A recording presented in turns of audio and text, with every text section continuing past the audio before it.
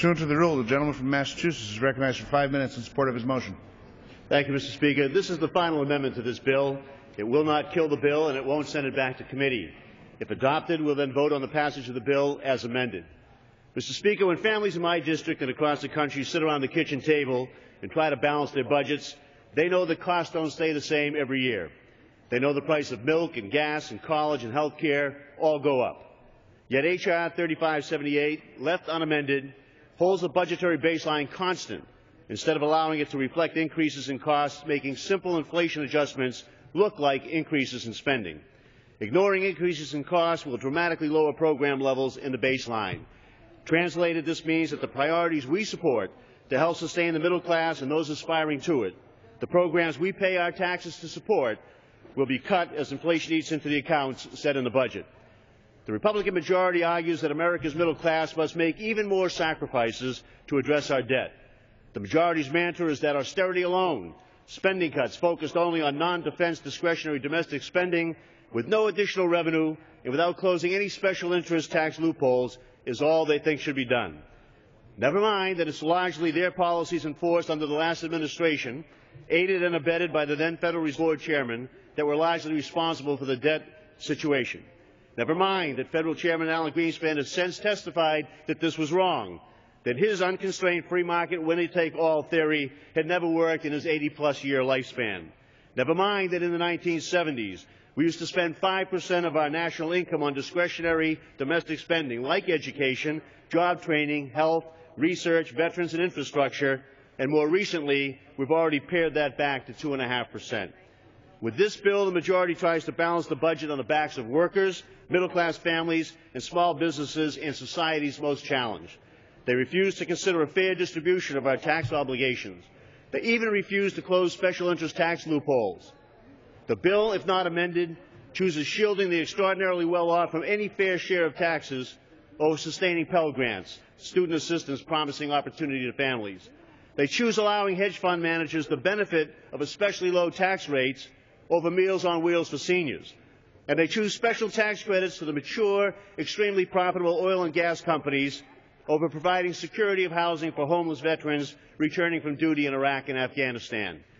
The austerity-only approach to addressing their largely self-induced debt is not the smart response to our economy's needs. We need to deal with our economic situation in a smart way, as attested by the majority of economists from all across the political divide.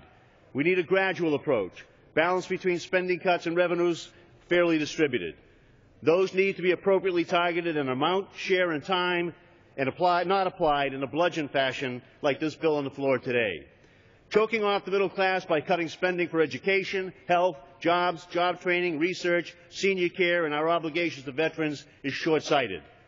Studies and reports from international and national economists tell us that a vibrant middle class is essential for the well-being of our economy, imperative for businesses so they have customers for their goods and services, important to employers so they have the next generation of innovators, inventors, scientists, teachers, engineers, and generally capable workforce, and important to families and individuals as they seek personal and economic security.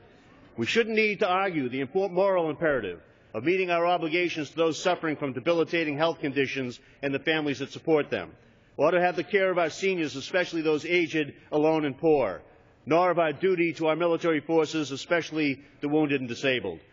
Left as is, this bill is a step toward undoing all the progress, however slow, so far made in moving from the near-depression caused by the failed policies of 2001 to 2008. Simply cutting spending on the middle class at the same time businesses and families have been forced to limit spending, and just as municipalities and states are trimming back, just adds to the downward spiral of fewer customers for our businesses, less growth for our economy, more layoffs, and on in a repeating circle. Make no mistake, this bill, if not amended, makes the dream of post-high school certificates or degrees or acquired job skills more remote for many. Makes the visit of a neighbor and delivery of perhaps the day's only warm meal to seniors less likely. Means research on debilitating health conditions or diseases may be delayed and the cure of cancer is a more distant goal, and consigns our veterans to longer periods of homelessness and more difficulty getting the services they need to get a job. This amendment would allow the effects of inflation to be factored into the budgetary baseline so as to avoid automatic cuts in purchasing power that would otherwise result from this bill. Passing this amendment allows us to at least start on a path to the kind of America most of us envision, or at least it lessens the obstacles to that America that are thrown up by this legislation in its current form. Let's pass this amendment and start down a path that recalls what makes this country exceptional.